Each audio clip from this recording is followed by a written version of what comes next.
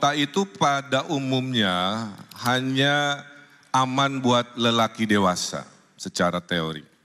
Tidak aman buat perempuan, belum aman buat anak-anak, belum nyaman buat lansia, tidak nyaman buat disabilitas.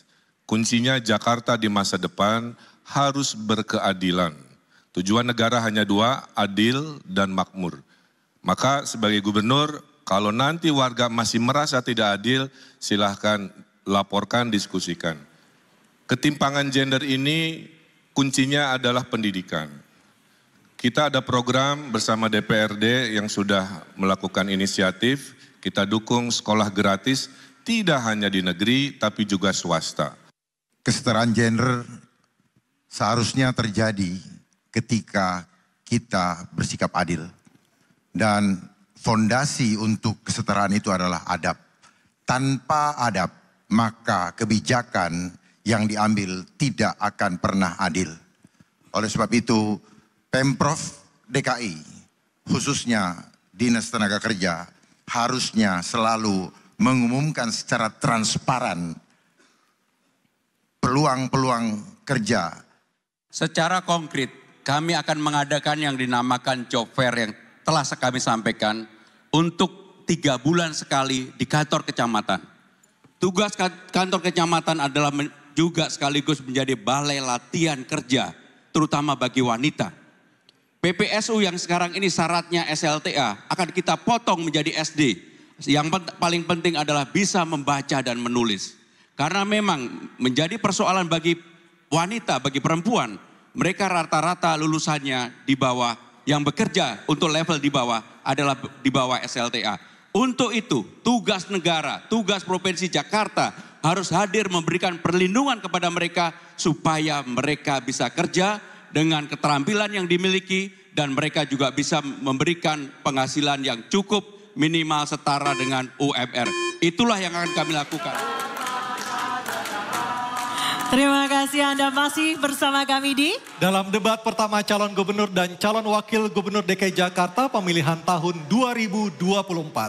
Dan untuk segmen ketiga kami akan kembali dengan pendalaman visi, misi dan program kerja dengan memberikan pertanyaan yang telah dibuat oleh para panelis. Namun sebelum itu kami ingatkan para hadirin baik yang ada di ruangan maupun di luar ruangan untuk tetap mematuhi tata tertib yang berlaku. Dan di segmen ini kami mohon untuk ketiga calon wakil gubernur untuk maju ke depan mejanya masing-masing. Dan di segmen ketiga ini pertanyaan dimulai untuk calon wakil gubernur nomor urut 1 Bapak Suswono. Dan kami akan mengundang panelis Andita Firseli Utami MPP untuk mengambil undian subtema pertanyaan di dalam fishbowl. Silakan. Oke, dibuka bolanya. Diperlihatkan ke kamera. Temanya adalah tata kelola pemerintahan. Baik. Selanjutnya kami akan mengundang panelis Dr. Gun-Gun Herianto untuk mengambil undian daftar pertanyaan dari fishbowl.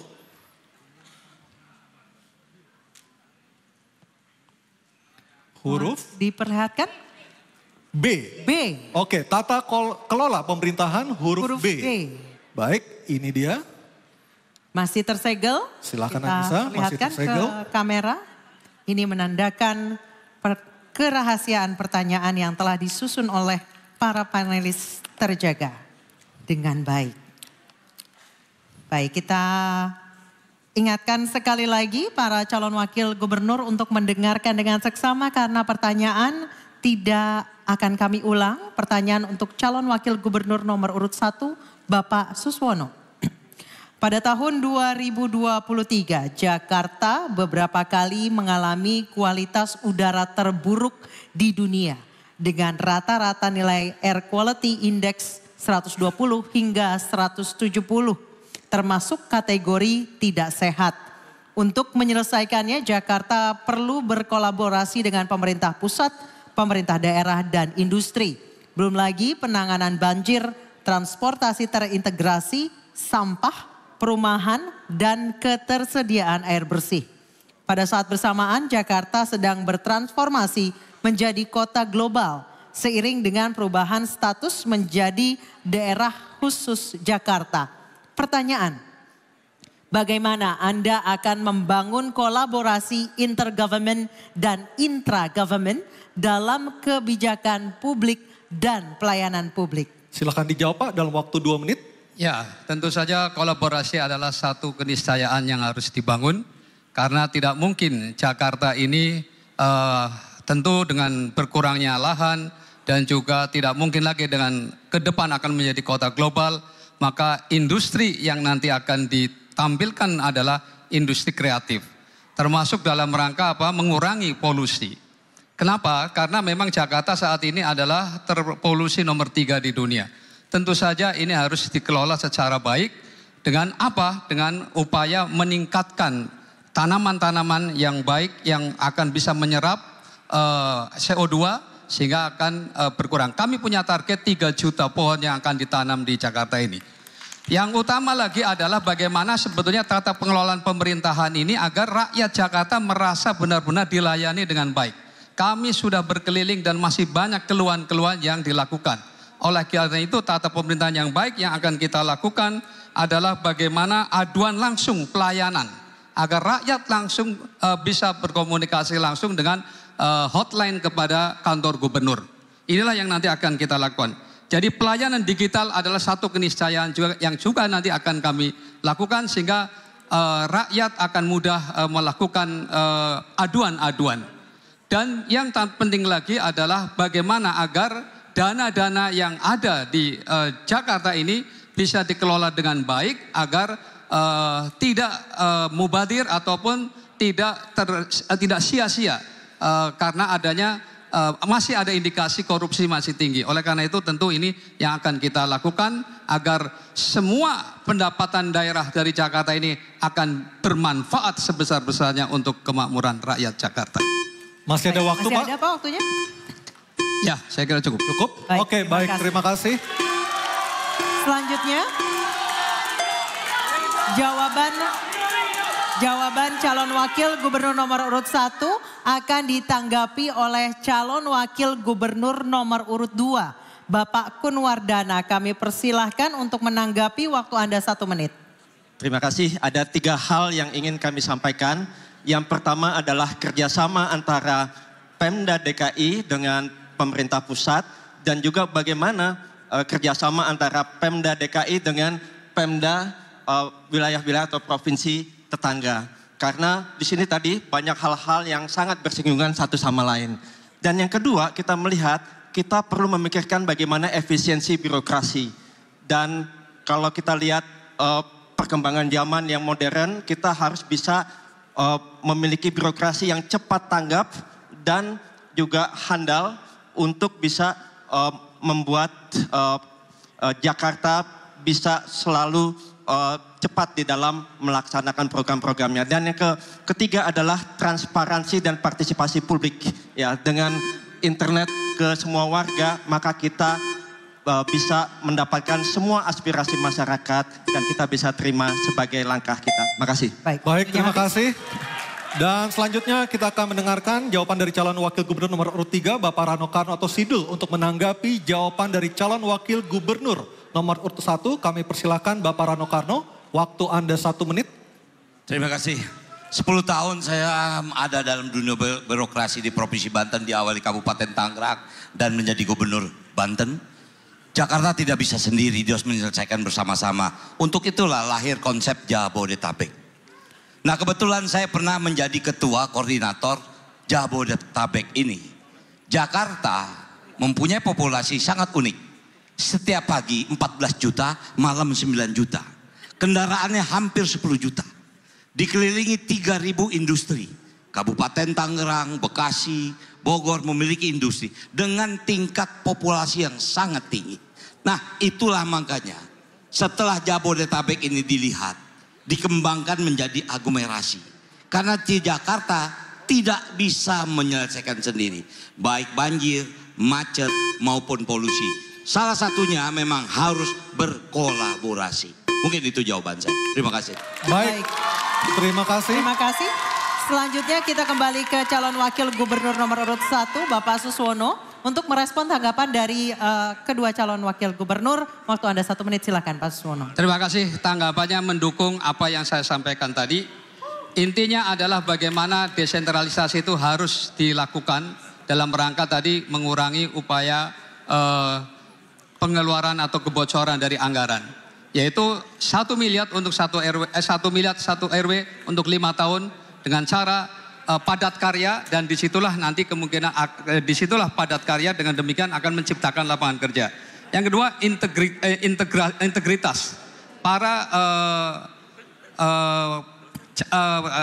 ASN di pemerintah DKI Jakarta ini tentu saja harus tetap memiliki integritas dan penuh melayani, transparan dan transformatif. Saya yakin kalau desentralisasi, integritas, melayani, transparan dan transformatif ini bisa dilakukan dengan baik, saya yakin akan menciptakan kepuasan publik terhadap tata kelola pemerintahan Jakarta. Terima kasih. Baik, terima kasih. Kita sudah mendengarkan jawaban dan juga tanggapan dari 3 orang calon wakil gubernur. Dan selanjutnya kita beralih ke pertanyaan untuk calon wakil gubernur nomor urut 2, Bapak Kun Wardana. Untuk itu kami akan mempersilakan panelis Profesor Dr. R. Siti Zuhro MA untuk mengambil undian pertanyaan subtema dalam fishbowl. Silakan diambil, Profesor. Kita akan lihat apa pertanyaan ataupun tema yang ada di dalam bola yang diambil Profesor Siti Zuhro. Subtema tentang ketahanan budaya. Baik. Baik, selanjutnya kami persilakan panelis Dr. Ahsanul Minan MH untuk mengambil undian daftar pertanyaan dari dalam fishbowl. Diperlihatkan ke kamera hadirin dan juga moderator. Pertanyaan huruf A. Ketahanan budaya huruf C. Baik. Ketahanan budaya Huruf C yang ini. Silakan Anissa. Baik. Amplopnya masih tersegel. Ini artinya menjamin kerahasiaan pertanyaan yang telah disusun oleh para panelis. Kami mohon para calon gubernur untuk mendengarkan dengan seksama karena pertanyaan tidak akan kami ulang. Dan pertanyaan untuk Bapak Kun Wardana adalah, pengembangan budaya Betawi sebagai modal Jakarta bisa menjadi salah satu strategi penting untuk menjaga identitas lokal di tengah pesatnya modernisasi. Jakarta memiliki 8 ikon budaya seperti ondel-ondel, kembang kelapa, ornamen gigi balang, baju sadariah, kebaya kerancang, batik Betawi, kerak telur dan bir peletok. 24 tahun pembangunan perkampungan budaya sebagai laboratorium pengembangan budaya Betawi, hasilnya masih jauh dari harapan. Pertanyaan, bagaimana strategi Anda untuk memperkuat identitas budaya Betawi berbasis komunitas dan ruang kreatif agar tidak punah? Bapak Kun Wardana silakan dijawab dalam waktu 2 menit. Baik. Kalau kita melihat yang terpenting itu adalah bagaimana meningkatkan kesadaran masyarakat terhadap pentingnya budaya Betawi ini. Bagaimana itu bisa dijalankan? Itu adalah dengan membangun dari sejak dini. Jadi pendidikan berbasis budaya itu sudah dimulai dari SD, SMP, SMA dan seterusnya. Kemudian juga sarana dan prasarana, ya kita mulai dari pusat komunitas masyarakat yang rencananya nanti akan dibangun di setiap RW sehingga mereka bisa mengaktualisasikan budaya Betawi yang ada, bahkan nanti akan menuju rumah adat Betawi Jakarta. Kemudian yang ketiga itu adalah bagaimana tadi di setiap wilayah mereka juga bisa menggunakan fasilitas-fasilitas secara gratis, termasuk di Taman Ismail Marzuki. Mereka-mereka yang ingin mengembangkan seni dan budaya bisa menggunakan fasilitas itu dengan gratis. Jadi apa yang saat ini dilakukan adalah Jakpro mengolah Taman Ismail Marzuki dan kita menginginkan bahwa tim itu bisa dikembalikan ke Dinas Kebudayaan. Dan yang berikutnya adalah dana abadi. Ya, dana abadi untuk pengembangan dari seniman-seniman dan juga semua ya seni tari, seni musik, kemudian seni teater dan lain-lain itu bisa dikembangkan secara baik. Dan berikutnya adalah kesejahteraan bagi tadi para seniman dan juga para pekerja-pekerja ya, baik itu yang formal maupun yang informal. Nah, dari di sini kita bisa melihat satu ekosistem yang baik, ekosistem wisata budaya Jakarta. Demikian, terima kasih. Masih ada sisa waktu Pak Kunwardana? Pak Kunwardana masih ada Cukup? sisa waktu, sudah cukup? Oke. Baik, terima kasih. Selanjutnya kami persilakan calon wakil gubernur nomor urut 1 Pak Suswono untuk menanggapi jawaban dari calon wakil gubernur nomor urut 2. Waktu Bapak 1 menit. Baik, pasangan Tito akan komitmen untuk membangun atau yang kita kenal dengan gerakan membangun kebudayaan Betawi. Tentu memang harus diawali dari pendidikan. Maka akan dimasukkan dalam kurikulum pendidikan sejak dini ya. Karena ini adalah bagian dalam upaya untuk melestarikan itu. Yang kedua tentu saja adalah lembaga adat ya. Bahwa lembaga adat ini eksistensinya tentu perlu dihidupkan kembali agar ada regenerasi yang nanti akan bisa meneruskan. Kemudian situs dan cagar budaya juga tentu saja harus kita jaga ya. Agar simbol-simbol kebetawian ini tentu saja bisa terjaga. Dan yang lebih penting lagi adalah Jakarta ini kota yang hampir sama dengan kota-kota besar di tempat yang lain, tidak ada ciri khasnya. Oleh karena itu nanti kita akan tampilkan simbol-simbol budaya Betawi di tempat-tempat yang memungkinkan. Baik, terima kasih. Waktu sudah habis dan selanjutnya kami akan mempersilakan calon wakil gubernur nomor urut 3 Bapak Rano Karno atau Sidul untuk menanggapi jawaban dari calon wakil gubernur nomor urut 2. Waktu Anda 1 menit. Terima kasih. Kita sering terperangkap dengan kata budaya. Budaya adalah bahasa Sanskerta. Terdiri dari 2 kata jamak, budi dan daya. Budi adalah otak, daya adalah tenaga. Apa yang tadi disebutkan itu adalah hasil dari sebuah budi dan daya. Jadilah produk kebudayaan. Nah, yang harus kita lestarikan adalah pola pikir masyarakat Jakarta. Agar dia melihat kebudayaan itu menjadi satu sumber daya manusia yang panjang. Saya memberikan judul Sidul Anak Sekolahan. Kenapa? Karena yang nama sekolah bukan hanya di sekolahan. Di tempat ini kita sedang belajar ini. Kita kuliah, kita bertanya, kita berjawab, kita berdebat. Disinilah belajar sesungguhnya. Nah, tentu ujung daripada hasil kebudayaan harus ada tempat untuk melestarikannya. Diperlukanlah balai rakyat, diperlukanlah Taman Ismail Marzuki. Mungkin itu. Terima kasih. Baik, terima kasih. Selanjutnya kami kembali ke calon wakil gubernur nomor urut 2.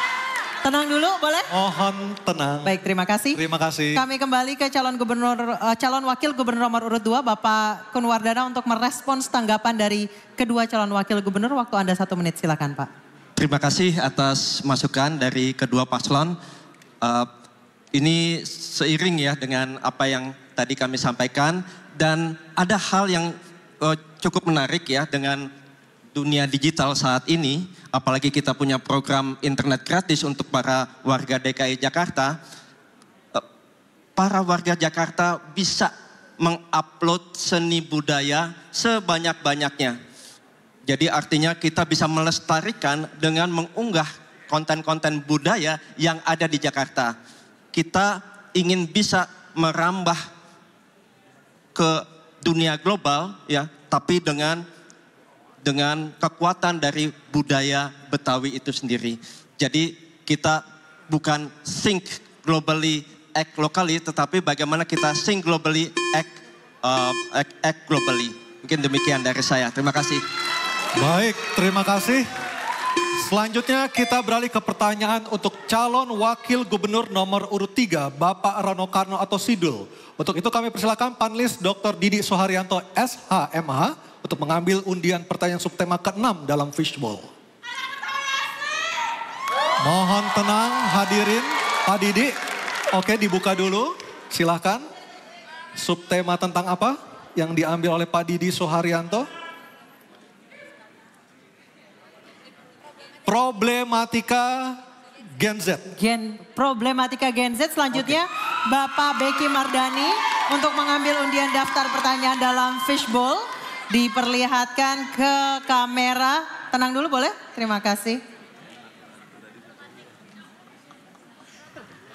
Problematika Gen Z huruf A. Huruf A. Oke, A yang paling depan. Oke, masih tersegel. Baik. Kita lihat bersama. Oke, silakan. Sebelumnya kami ingatkan kembali kepada para calon wakil gubernur untuk mendengarkan dengan seksama karena pertanyaan tidak akan kami ulang. Pertanyaan untuk Bapak Rano Karno atau Sidul adalah, Badan Pusat Statistik melaporkan per Agustus 2023 tingkat pengangguran terbuka di Jakarta mencapai 6,53% atau 355.000 orang. Pengangguran ini didominasi kelompok usia muda 15 sampai 29 tahun sebesar 70,37%, di mana 1 dari 6 orang muda di Jakarta menganggur. Sementara itu mayoritas lowongan kerja yang tersedia mensyaratkan usia dan pengalaman kerja. Ini berarti tingkat pengangguran anak muda tidak hanya disebabkan oleh faktor ketidakmampuan dalam mendapatkan pekerjaan, tapi juga faktor struktural seperti kebijakan rekrutmen yang kurang berpihak kepada mereka. Pertanyaan, apa solusi Anda dalam mengatasi problem lapangan pekerjaan untuk anak muda di Jakarta? Silakan dijawab. Terima kasih. Waktu 2 menit. Hampir 48% populasi Gen Z ini ada secara realita. Dengan segala strata kehidupannya. Dari masyarakat paling bawah sampai yang paling atas. Nah makanya tadi kita punya kebijakan.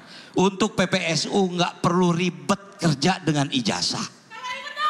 Tidak perlu ijazah SMP. SD sudah bisa bekerja. Karena PPSU itu cuma menjadi tim pekerja untuk menjaga kebersihan. Kita tingkatkan lagi kepada yang jenjang yang lebih tinggi, SMP misalnya. Dunia digital ini dunia bisa dijamah oleh anak-anak. Untuk itulah kita akan membangun balai rakyat. Di sana akan tempat BLK modern. BLK modern ini bisa bukan hanya balai latihan kerja untuk mesin, tapi bisa dengan komputerisasi. Banyak para swasta membuka sekolah-sekolah animasi. Saya tidak ingin menyebutkan, tapi banyak sekali jurusan-jurusan seperti ini.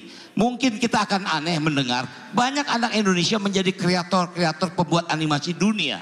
Bahkan film Avatar itu hampir 18 anak Indonesia yang bekerja di Indonesia untuk mensuplai Disney misalnya. Itu bagian dari anak Gen Z yang memang populasinya besar dan potensinya bisa dikembangkan, tinggal kita memberikan jurusan-jurusan kepada mereka. Nah itulah menjadi hotline 24 jam menjadi utama agar mereka mempunyai guidance apa yang harus mereka kerjakan, apa yang harus mereka lakukan. Mudah-mudahan dengan itu penjuruan untuk Gen Z ini tidak menjadi salah arah. Mungkin itu jawaban saya. Terima kasih. Masih ada sisa waktu. Sudah cukup, baik. Oke, baik. Baik, bisa dimulai mungkin timernya.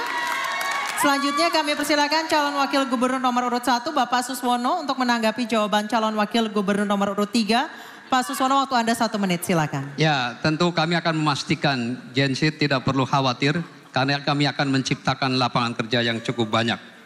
Pertama tentu adalah mendorong wirausaha muda. Ya, dan dengan program apa? Inkubasi dan akses modal. Karena anak-anak muda ini anak-anak kreatif. Asal didorong dengan diberikan permodalan, insya Allah mereka akan tumbuh kreativitasnya.